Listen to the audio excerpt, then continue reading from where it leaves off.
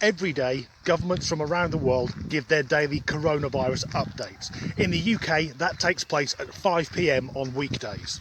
And every day at around 5:10, Facebook explodes because many people feel they are actually political analysts. We all know people like this.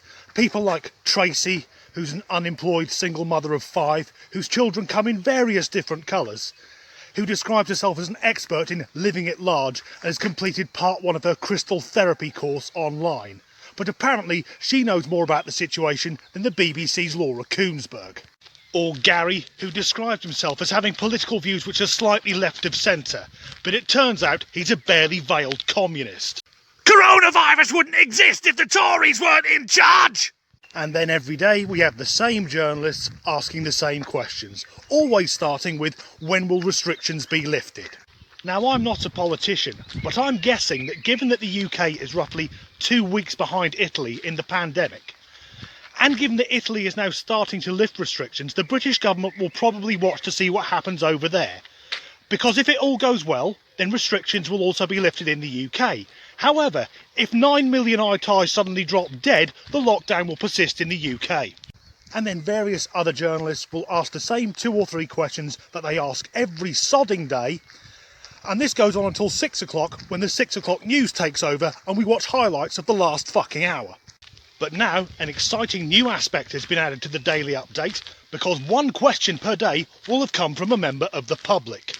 And to me, this is unfortunate, because so many members of the public are fucking morons.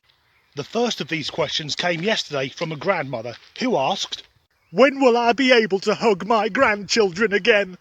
And as much as that question is very emotive, in effect it's asking, when will the lockdown be lifted? Which is the same fucking questions journalists ask every day and the government never have an answer because they don't know yet. Also, although the grandmother may wish to hug her grandchildren, it doesn't mean that they wish to reciprocate. "We don't want to hug Nanny, she smells of gin and piss." Earlier today, I was listening to a radio programme where members of the public were phoning in to suggest the questions they would give to the government. Here's 2 of them. The first came from a small business owner who said he'd phoned up to ask the following. "Where's all this money coming from? The government have got loads of money to dole out suddenly. Where's it come from?" I'm guessing by massively increasing borrowing. All around the world, once this pandemic is over, we're all going to feel it financially. But I'll take having slightly less disposable income over being dead. Just as an aside, I've noticed my local supermarket has started subtly rising prices on almost every product. And I'm guessing that's because they know we can't shop around like we used to. When I could drive anywhere, I'd have the choice of around 20 supermarkets, but now, if I drive past the one nearest to me, the police will pull me over, fine me £1 million and flog me to death. And the second question on the radio programme came from a lady asking this. "Where do viruses even come from? Are they all man-made?" Now, I'm not a virologist, but I do know that viruses have been around as long as life has been around, billions of years. So the idea that it's all man-made, I'm fairly certain there weren't biological weapons labs to develop the Black Death. But she was relentless, demanding to know if COVID-19 is man-made. Can you still say man-made? Isn't that sexist? Although I guess because the idea it's a bioweapon is evil, so yes, man-made. If it was a good thing, it would be made by humankind. Although the exact way the caller phrased it was this.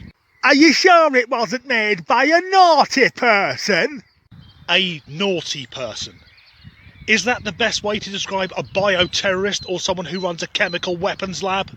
Joseph Mengele carried out lots of medical experiments in the death camps. What a naughty person. Osama bin Laden and the whole 9/11 thing. What a naughty person.